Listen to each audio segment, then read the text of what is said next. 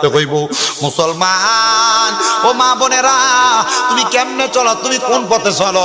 আমি তোমার পায়ে হাত দিয়া বলি রে আব্বা জান, তুমি জাহান্নামে যাও আমি চাই না। এই উত্তর বরগের একটা মানুষ যদি আজকে আমার ওয়াজটা শুনে হেদায়েত হয়, আমার ওয়াজের সফলতা এইটা। আজকে উত্তর বরগ পূর্বপাড়া আল মদিনা জামে মসজিদ উদ্যোগে 18তম মাহফিলের সফলতা এইটা। মাহফিল কমিটির পোলাপানগুলো এত কষ্ট করে, এদের তো একটা লাভের দরকার আছে। এই লাভটা কিন্তু দুনিয়ার টাকা পয়সা না, লাভটা হইলো আজকের মাহফিলে একজন হেদায়েত হইলে এই হেদায়েতটার কারণে আল্লাহ সব দিলে মাফ করে দিব। কথা কোন ঠিক কিনা? বাদানো মহিলার দিকে চাইলে চলবে না, সাওয়ার কারণ আপনি দুদকে যাইবেন, সাওয়ার আপনার দুদকে যাওয়ার কারণ হইব। তো আপনারা এলাকার বাউল গানের আয়োজন যখন হয়, বেরিয়েতের কোমর নাচানিটা দেখলে, গানের আওয়াজটা শুনলে আপনারা দৌড়ে দৌড়ে যান। আমার বুঝে আসে না, উরুস মুবারকের নাম দিয়ে তারা বেরিয়ে দিয়ে বাউল গানের আয়োজন করে, এটি কেমনে মুসলমান দাবি করে? এটি মুসলমান না, এটি নাম্বার 1 ভণ্ড। আমার কাছে খারাপ লাগতেছে আমার মুসলমান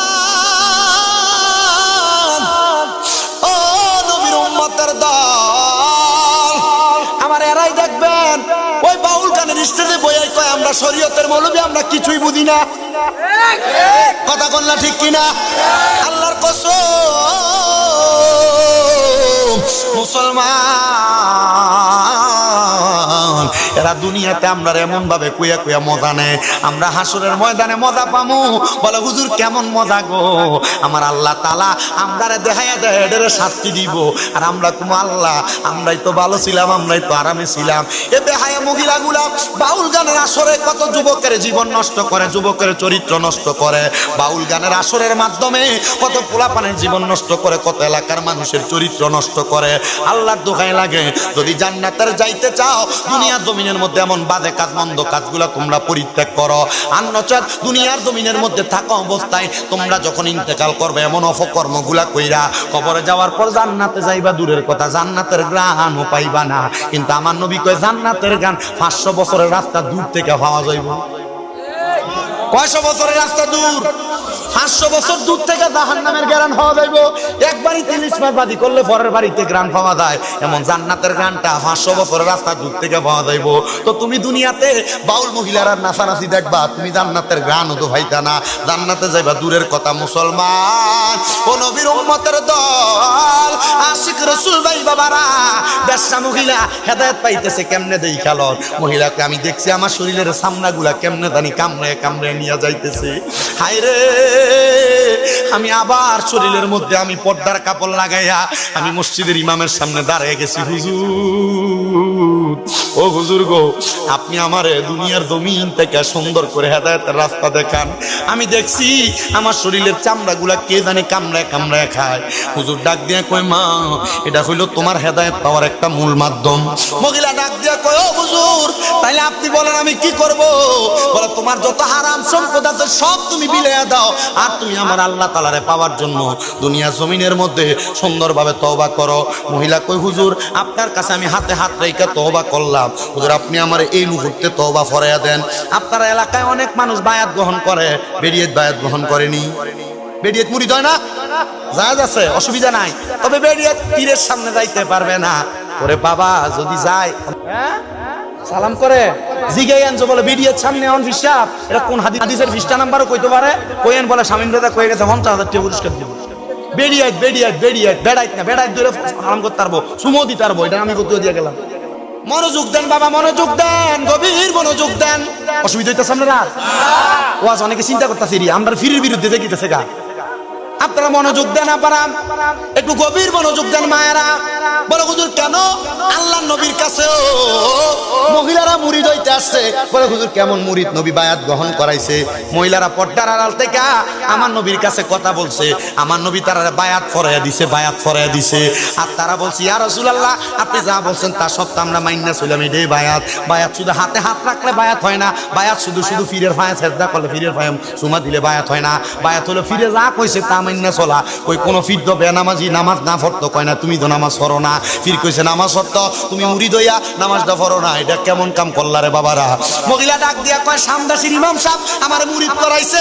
আমি কইলাম হুজুর আমি যে মুরিদ হইলাম, আমি যে তওবা করলাম, হুজুর এখন থেকে আমি কি করতাম? হুজুর কয় আল্লাহর দোহাই লাগে কোনো বেড়ার সামনে যাইও না।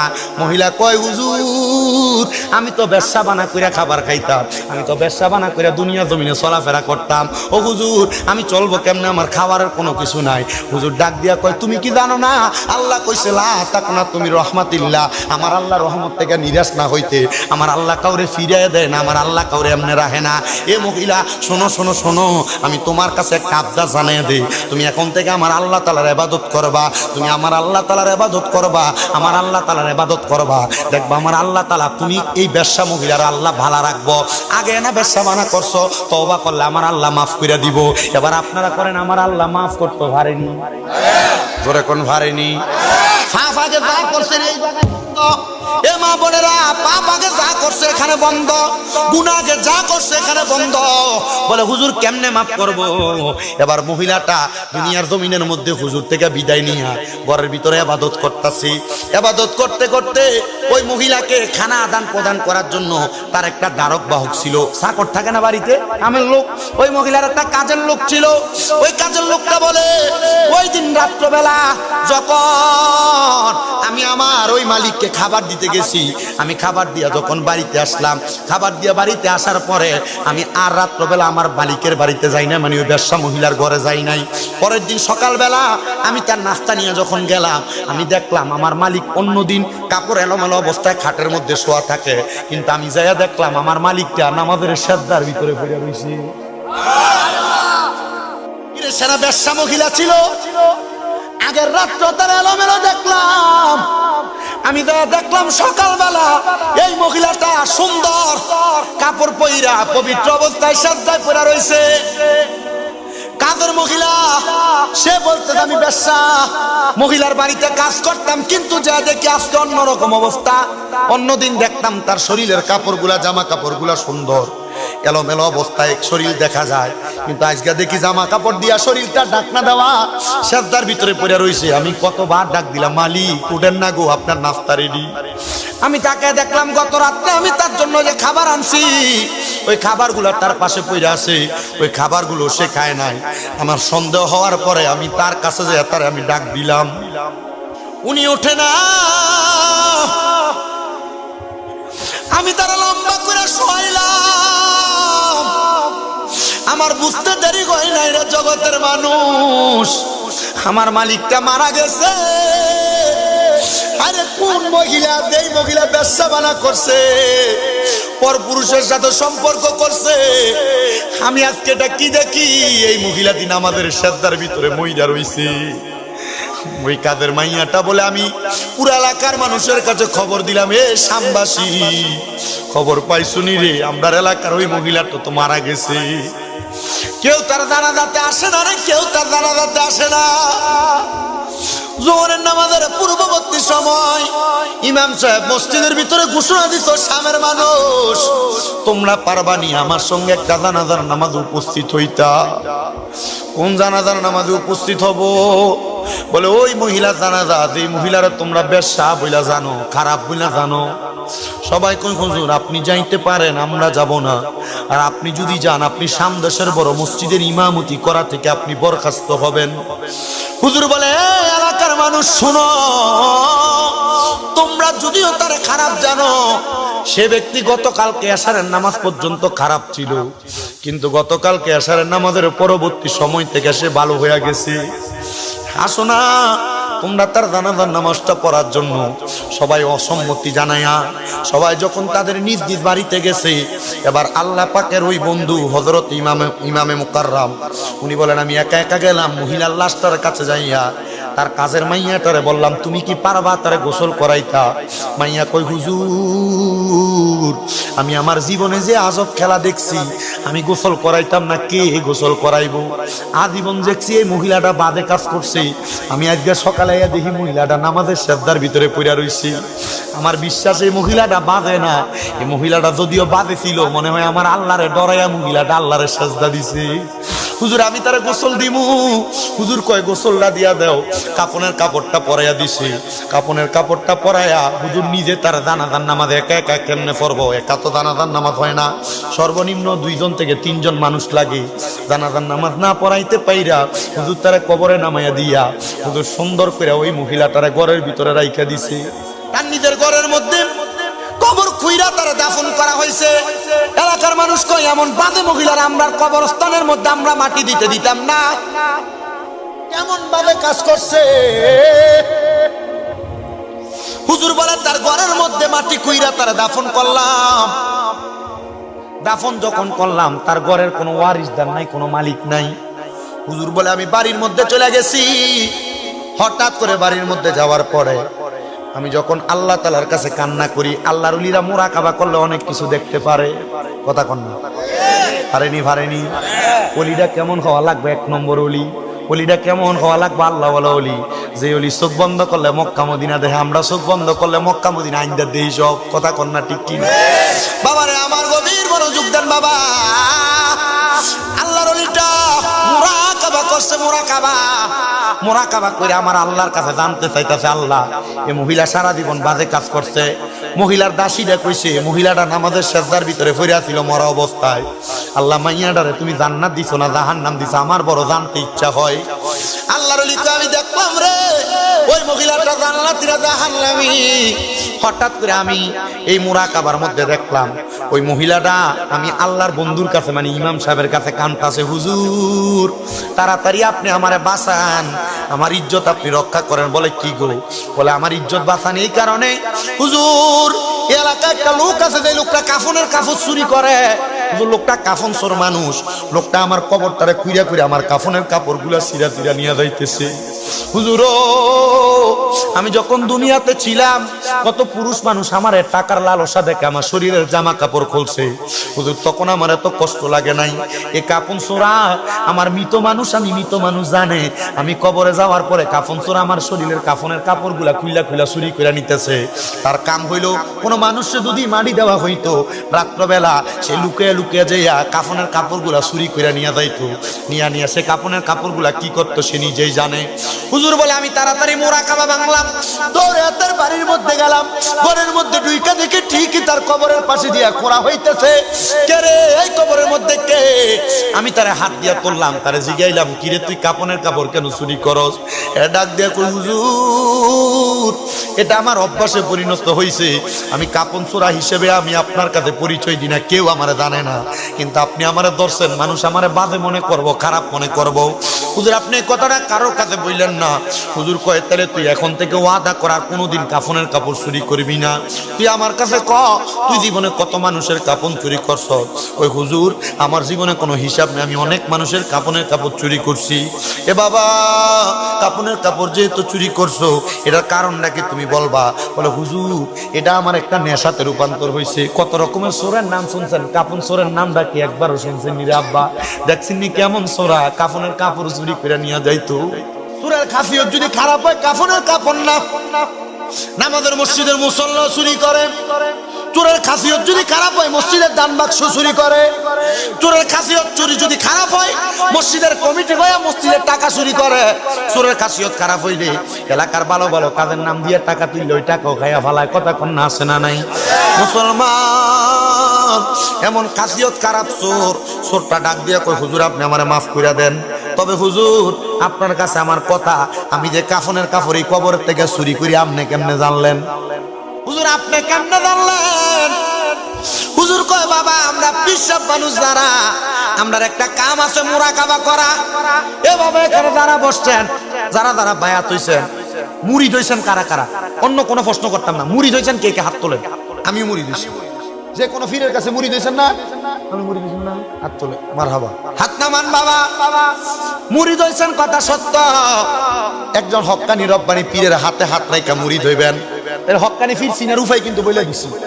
পীরের দিকে চাইলে কার কথা মনে হইব? বলে হুজুর কেমনে মনে হইব? পীরের আমল আখলাক নামাজ রোজা হজ যাকাত ইবাদত দেখলে আল্লাহর কথা মনে হইব। কথা ঠিক আছে তো? কারণ আল্লাহর আপনি দেখছেন না, তাহলে ফিরের আখলাক চরিত্র, ফিরের নামাজ রোজা দেখলে মনে হবে এটা আল্লাহওয়ালা ফির। তাহলে আল্লাহওয়ালা ফিরও চিনার একটা উপায় কথা কয় না আসেনি? এ পীরের কাছে জিজ্ঞাসা করবেন হুজুর মুরাকাবা করে কেমনে? মুরিদ হইছেন, মুরাকাবা কেমনে করে জানেন নি? আপনার ফির আপনারে শিখাইছেনি আমি জানি না, আজকে শিখে যায় যান বাবা। মুরাকাবা করতে কইলে গুণ লাগে 4টা। কয়টা? কথা কয় না কয়টা? মুরাকাবা করতে গেলে গুণ লাগে 4টা। 1 নাম্বার গুণ হইলো যে ব্যক্তি মুরাকাবা করবো সে কোনোদিন হারাম খাইতে পারতো না, হালাল খাওয়ান লাগবো। কি খাওয়ান লাগবো? হালাল খাওয়ান লাগবো। 2 নাম্বার গুণ, মুরাকাবা যে ব্যক্তি করবো সে কোনোদিন নামাজ কাজা করতে পারবে না, নামাজ ছাড়বো দূরের কথা কাজই করতে পারবে না, কাজা করতে পারবে না। 3 নাম্বার শর্ত, মুরাকাবা যে ব্যক্তি করব সেই ব্যক্তি একটানা 3 মাস পর্যন্ত তাহাজ্জুদ নামাজ পড়বো। কি নামাজ? তাহাজ্জুদ নামাজ পড়ব। মুরাকাবা যে ব্যক্তি করব এই ব্যক্তির 3 নাম্বার 4 নাম্বার কাম হইলো এই ব্যক্তি দুনিয়াতে এমন ভাবে চলবো তার চোখগুলো উপরের দিকে থাকবে না, সে মাথা নত নত করে থাকবে, নিচু নিচু করে চোখ রাখবে। এই ব্যক্তির খাসিয়ত হইলো এটা। মুরাকাবা যখন করবে এমন ভাবে তার চরিত্রটারে গঠন কইরা, যখন সে 5 ওয়াক্ত নামাজ পড়া 2 রাকাত নফল নামাজ পড়া তার ডান হাতের তালুটা ডান গালের লগে লাগাইয়া পাঁদিরে বইটা যখন ঘুমাইবো তখন চোখটা বন্ধ করে যখন আল্লাহর কাছে কিছু চাইবো, মানে তার মা নাই বাপ নাই, মা বাপ কবরে আছে, আল্লাহ মা বাপরে কবরে কেমন রাখছেন আপনি আমার একটু দেখান। আমার আল্লাহ তাআলা ওই মুরাকাবার মধ্যে মৃত মা বাবার কবরের অবস্থা তারা দেখাইয়া দিব। এটা কই মুরাকাবা। কি গাবা? আমার মুসলমান রে, ও আমার উত্তর বরাগের পূর্ব পাড়ার আল মদিনা জামে মসজিদের উদ্যোগে 18তম মাহফিলের শেষ অধিবেশনের ভিতরে বসনেওয়ালা বাবারাম, এবার ওই কাফন চোরা ব্যক্তি কই হুজুর আমি কাফন চুরি করতাম না, আমি ছোট ছোট জিনিস চুরি করতাম। একদিন আমি ওয়াদা করলাম কাফনের কাপড়গুলা চুরি করে ধুইয়া আমি বিক্রি করে আমি আমার খাবারের টাকা চালু করব। হুজুর এই সুরের অভ্যাস আমার হইতো না, আমি আমার ছোটবেলা থেকে আমার মা বাপরে হারাইছি, আমার গাইড দিয়ে বড় করার মতো কেউ ছিল না, আমার শাসন করে বড় করার মতো কেউ ছিল না। ও হুজুর এজন্য না আমি অভিভাবক খারাপ হইয়া আমি কাফনের কাপড় চুরি করে করে চলতাম। হুজুর এলাকার কোনো মানুষ মারা যাওয়ার আগে আমি প্রস্তুতি নিতাম, আমার আল্লাহ তাআলার ওই বান্দা মারা গেলে আমি তার কাফনের কাপড়গুলা চুরি করে করে বেচতাম। হুজুর আজকে ওয়াদা করলাম আজকে যদি আপনি আমার ইজ্জত বাঁচান আমি আর কোনোদিন কাফনের কাপড় চুরি করতাম না। হুজুর কই তারে আমি আমার কাছে নিলাম, তারা আমার কাছে নিয়ে তওবা করাইলাম, তওবা করায় কইলাম বাবারে আর কোনোদিন এমন বাজে কাজটা কইরো না। এই কথা কইয়া সে ফলে আমারে কয় হুজুর ঠিক আছে আর কোনোদিন বাজে কাজ করতাম না, তবে হুজুর আমার মা বাপ যে মইরা গেছে, আপনি যেহেতু আমি কাফন চুরি করি এই জিনিসটা আপনার ঘর থেকে এই ঘরের খবর জানতে পারছেন, আমার মা বাপ কবরে কেমন আছে আপনি এটাও জানেন, আপনি একটু আমার জানার ব্যবস্থাটা কইরা দেন। আপনি সিরিজ হিসাবে বাসায় 2টি পাখি কত যে আনন্দে থাকি গো, মুর্শিদ এখন তুমি কোথায় আমি কোথায় কাউকে কেউ আর দেখি না আগে জানি না, মুর্শিদ মন করে ছেড়ে যাইবা মুর্শিদ আগে জানি না। আমরা কুমিল্লাতে একজন হক্কানি পীর ছিল রে, পীর ছিল ডক্টর আহমদ পেয়ারা বাগদাদি রহমতুল্লাহ আলাই। ওনার শাহাদাতে ওনার ছেলেটা এখনো বেঁচে আছে, সুন্দরভাবে তাকরির করে মানুষেরে বোঝায়, ওই দরবারে বেরিয়ে তো ঠিক মতো যায় না, মুরিদ হইলে পর্দার আড়াল থেকে মাইকে শুনা শুনা মুরিদ হইয়া যায়। তোমার আত্মা তেমি সাইয়া আত্মা কইতাম কত মনের কথা গো, এখন কার কাছে কই মনের কথা কাউকে কেউ আর দেখি না গে জানি না।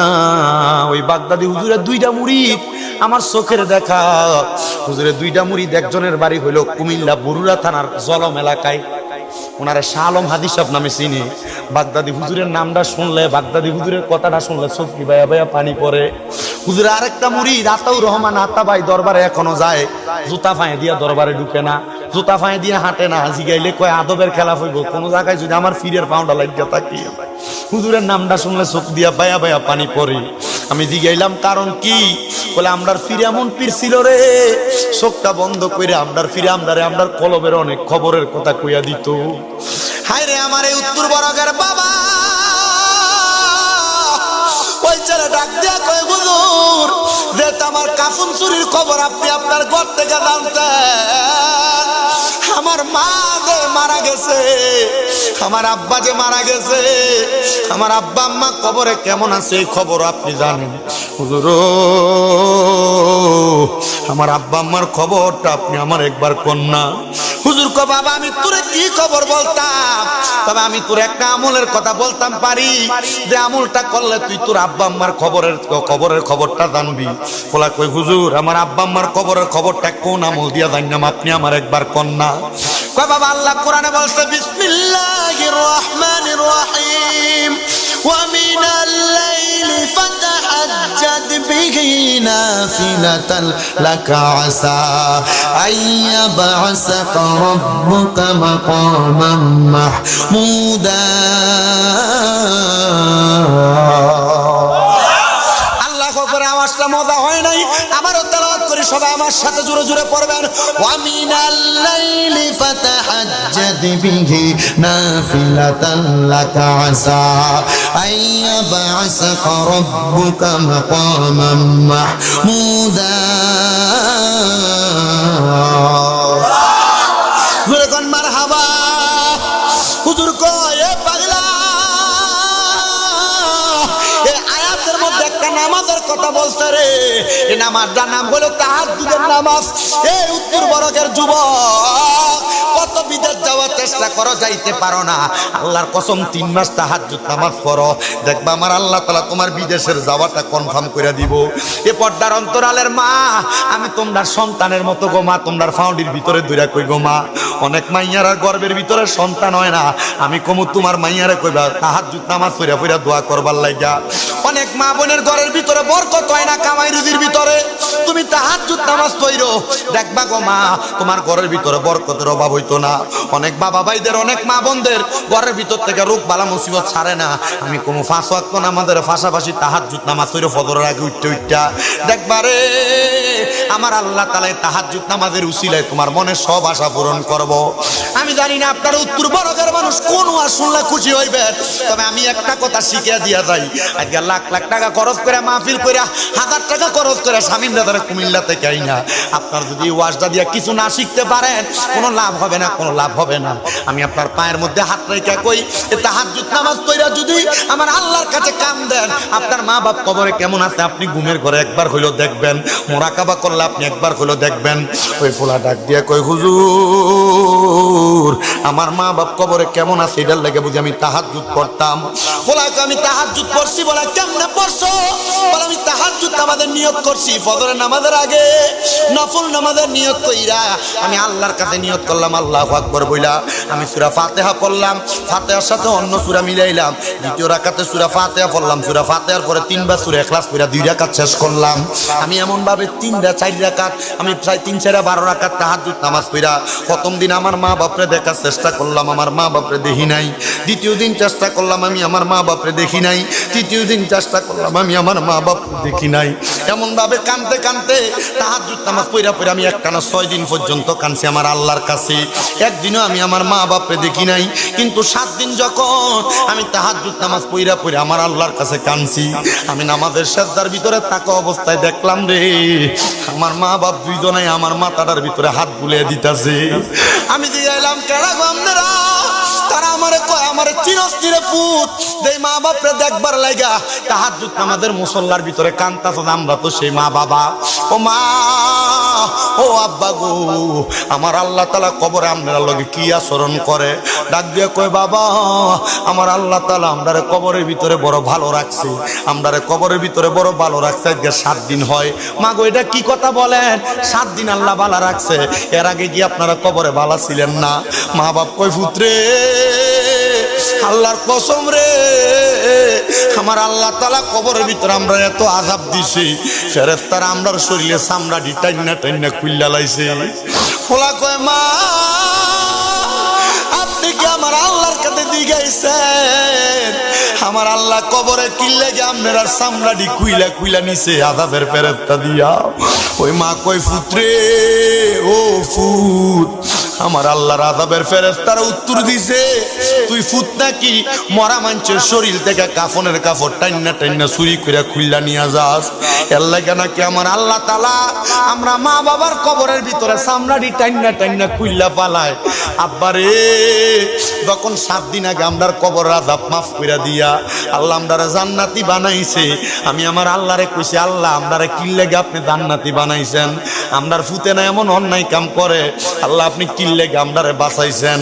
আমার আল্লাহ রহমতের ফেরেশতারা জবাব দিছে রে মা বাবা, তোমার ফুতে আগে কাফন চুরি করত, এমন একজন আল্লাহর ওলি সোহবতে গেছে, ওই আল্লাহর ওলি সোহবতে যাইয়া তার জীবন এমন পরিবর্তন হইছে, এমন ফালদাইছে, সে রাত্রবেলা জায়গা জায়গা তাহাজ্জুদ পড়ে, নামাজের ওয়াক্ত হইলে দেরি করে না। আমার আল্লাহ তাআলা এই জন্য তোমার কবরের আযাব মাফ করে দিছে। এই উত্তর বরগের সন্তান, এই উত্তর বরগের মাইয়ারা, তোমার মারে বুঝি অন্ধকার কবরের ভিতরে শোয়া দিয়ে আজকের মাহফিলে হাজির হইয়া গেছো। তোমার আব্বারে বুঝি অন্ধকার কবরে শোয়া দিয়ে আজকের মাহফিলে হাজির হইয়া গেছো। আমি জানি না তোমার মা বাবা কবরে কেমন আছি। ওরে 3.5 হাত গর্তে ফেলে একা রেখে আইলা চলে, তোমার বাড়ি আইতে দেরি হইলে যে মা ঘুমাইতো না, ওই কবর দেশে মায়ের পাশে একটু রইলি না। কেমন আছেন বাবা মনি, কেমন আছেন মা জননী, একবার তো খবর লইলি না। ওই মা বাবার মনে কষ্ট দিয়া দুনিয়াতে দিন কাটাইয়া শান্তি তুমি সন্তান পাইবা না। হারি কবর দেশের খবর লইলি না। এই উত্তর বরাকের যুবক, এই উত্তর বরাকের মুরব্বী বাবারা, এই উত্তর বরাকের আমার পর্দার অন্তরালের মা বোনেরা, আমি জানি না কাদের মা বাপ বেঁচে আছে। অনেক সন্তান তো ওই মা বাবার সাথে ধমক দিয়া কথা বলো, অনেক সন্তান তো বাইয়ে বাইয়ে ঝগড়া কইরা মা বাপরে জুদা করে দাও। অনেক সন্তান তো বউ তোমারে কয় তুমি তো 3 ভাইয়ের সন্তান, তোমরা 3 ভাই, তুমি একা কি লেগে মা বাপরে খাওয়াইতা? তোমরা 3 ভাই মিলা ভাত তো খাওয়াইতে পারো। তুমি এই কথা শুই না তুমি তোমার মা বাপরে জুদা করে দিছ। মা বাপ এক সপ্তাহ এক ভাইয়ের ঘরে ভাত খায়, আর এক সপ্তাহ আরেক ভাইয়ের ঘরে ভাত খায়, সকালে এক ভাইয়ের ঘরে খায়, দুপুরে এক ভাইয়ের ঘরে খায়, রাত্রে এক ভাইয়ের ঘরে খায়। যা তোর মতো সন্তান মাহফিলের শ্রোতা আমার দরকার নাই, এখান থেকে চইলা যা। কারণ এই পুরা হবিগঞ্জের বড় আলেম দিয়ে যদি ওয়াজ করাও আর মা বাপরে যদি ভাত না দাও, আল্লাহর কসম তোমার মতো শ্রোতা দিয়ে আমার কোনো লাভ নাই। সন্তান রে পারলে দে, তোর ফাও আমার সামনে দে, আমি শামিম দাদা দিব্যা দিয়া তোর ফাও আমি পরিষ্কার করে দেবো। বলে হুজুর কারণটা কি? কারণটা হইলো ওই মা বাবার মনে কষ্ট দিয়ে আমরা ওয়াজ শুনলে কোনো লাভ হইতো না। মা বাবার মনে আঘাত দিয়া কোরআন হাদিসের ওয়াজ শুনবা কোনো কাম হবে না। ওয়াদা করে এখান থেকে বাড়ি যা মা বাপের ফাউন্ডির ভিতরে ধরবা, ধরে কইবা মা ও আব্বা গো, জীবনে আপনারা অনেক ধমক দিয়া কথা বলছি, অনেক খারাপ ব্যবহার করছি, অনেক তুইতাই করে কথা বলছি, আব্বা আম্মারে বুড়া বুড়ি কইয়া ডাকছ। সন্তান আম্মা আব্বারে এমন কথা কইয়া মনে বড় কষ্ট দিছ, তোমারে মুখ কইলা কষ্টের কথা কয় না। আম্মা আব্বার ফাউন্ডির ভিতরে ধরে মাফ চাইবি, বলে আম্মা আমারে মাফ কইরা দেন, আব্বা আমারে মাফ কইরা দেন। যতক্ষণ পর্যন্ত তোর মা মুখ দিয়া বলছে মাফ কইরা দিছি, ততক্ষণ পর্যন্ত তোর আব্বা আম্মার ফাও ছাড়িস না। কারণ আব্বা আম্মা মাফ না করলে পারলে আমার আল্লাহ মাফ করতো না, কারণ আব্বা আম্মার খুশিতে আমার আল্লাহ খুশি হয়, আব্বা আম্মার অসন্তুষ্টিতে আমার আল্লাহ অসন্তুষ্টি হইয়া যায়। আব্বা আম্মা যদি কোনো ফুতের প্রতি রাগ করে আমার আল্লাহ তার প্রতি রাগ কইরা ফালায়। আরে আর সন্তানের দলেরা মনে রাখবি রে, মনে রাখবি রে, মনে রাখবি, এখান থেকে বাড়ির যা মাফ চাইবি, যতক্ষণ মা বাপ কইছে মাফ করে দিছি ততক্ষণ ফাও ছাড়িস না। অনেকে চিন্তা করে হুজুর যারার বাড়িতে আব্বা আছে তারা বাড়িতে যে আব্বার পায়ে ধরে মাপ চাইবো, আমার তো আব্বা নাই, আমি বাড়ির যে কার পায়ে ধরে মাপ চামু? আব্বা কই রে? আব্বার বুঝি মাটির ঘরে শোয়া দিয়ে আইস, আব্বা কবরে কেমন আছে তুমি জানো না। অনেক সন্তান চিন্তা করে হুজুর যাদের বাড়িতে মা আছে, মা তারা বাড়িতে যাই আমার পায়ে ধরে মাপ চাইবো হুজুর, আমার তো মা নাই, আমি কার পায়ে ধরে মাপ চাইমু? এ সন্তান একটু পরে আখিরি মুনাজাত হবে, মাহফিল কমিটিরা আপনারা তাবারুকটা তাড়াতাড়ি নিয়ে আসেন। আখিরি মুনাজাত হবে। আল্লাহর নবী কয় কোন সন্তানের মা বাপ মারা যাওয়ার পরে ওই সন্তান যদি রব্বির হামহুমা কামা রব্বায়ানি সগীরা বইলা চোখের মনি কোঠার মধ্যে একটা মাছির মাথা পরিমাণ পানি চাইরা দিয়া কান্দে, ওই পানিটা মাটিতে পড়ার আগে আমার আল্লাহ তাআলা তার মা বাবার জীবনের গুনাহ মাফ কইরা দেয়। এ পুত্রে তোমার মা কবরে, তোমার বাপ কবরে, এখন তোমার কান্দা আসে না, ঘরের ভিতরে গেলে মার ফুরান কাপড়টার দিকে চাইলে তোমার চোখের পানি বায়া বায়া পড়ে। আব্বা যে খাটের ভিতরে ঘুমাইতো এই খাটটার দিকে চাইলে চোখের পানি বায়া বায়া পড়ে। সন্তান রে, ওই আব্বা কবরে কেমন আছে তুমি জানো না? ওরে ভালোবাসি তোমায় বাবা, বুকটা যে যাইছি রে, তোমার কথা হৃদয় মাঝে পড়ছে বারে বারে। বাবা গো, ও বাবা, বাবা গো, ও বাবা, ওর দরজাটা খুলতে খেয়ে যাই ধোকা, বাবা বুঝি বলছে এলে নাকি খোকা, বুকের ভিতরটা লড়ে চড়ে ওঠে, সবাই আছে শুধু বাবা নেই, শুধু মা নেই।